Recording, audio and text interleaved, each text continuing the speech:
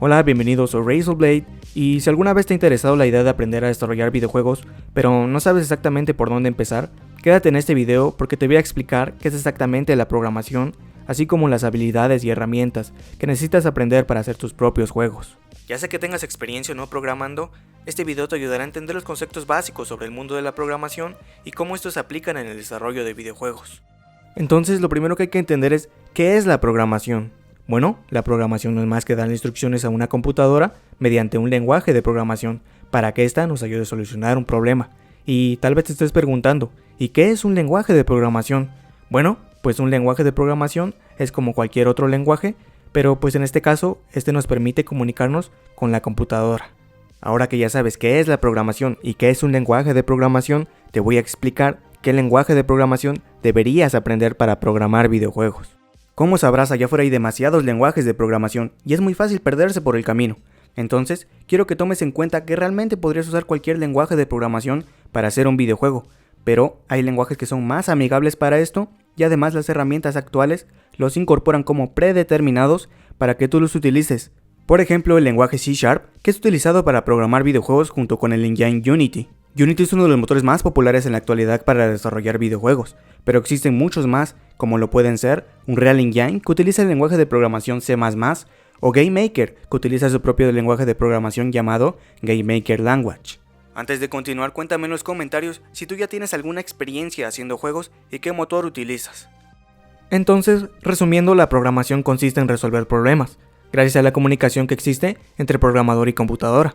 Y la forma en que nos comunicamos es mediante un lenguaje de programación. Bien, ahora te voy a introducir el concepto de algoritmo. Cuando se nos plantea un problema que debemos resolver mediante la programación, podríamos pensar que la forma de resolverlo es improvisando durante el camino, usando nuestra intuición. Pero no, en la programación nosotros no hacemos eso, sino que primero entendemos el problema y a partir de ahí construimos un algoritmo que lo resuelva. Pero, ¿qué rayos es un algoritmo? Bueno, ha llegado la hora de usar nuestra imaginación, porque quiero que te imagines que los programadores somos como cocineros, que necesitamos de una receta para preparar nuestros programas. Como sabrás, una receta contiene todos los pasos necesarios que se deben seguir para preparar los ingredientes de la forma correcta. Asimismo sucede en la programación, pero en lugar de cocinar con ingredientes, nosotros lo hacemos con información. Así que nosotros construimos recetas a partir de las cuales podemos llegar a la solución de cualquier problema.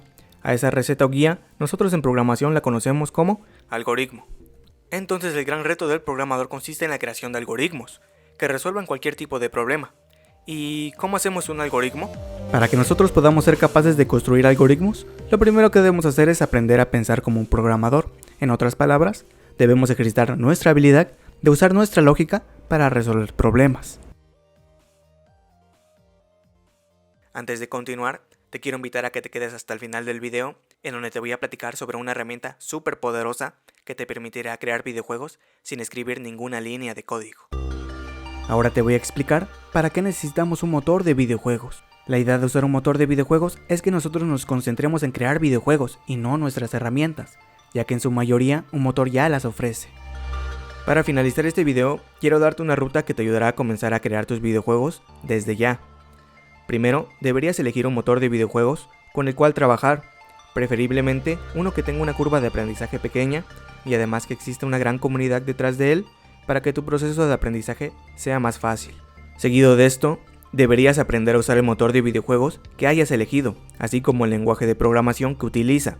La forma ideal de hacer esto es comenzar a crear videojuegos sencillos. Hay muchos cursos de nivel básico en la red que te ayudarán a ello. La idea es que tú completes tantos cursos como te sea posible y después pongas en práctica lo aprendido con proyectos personales.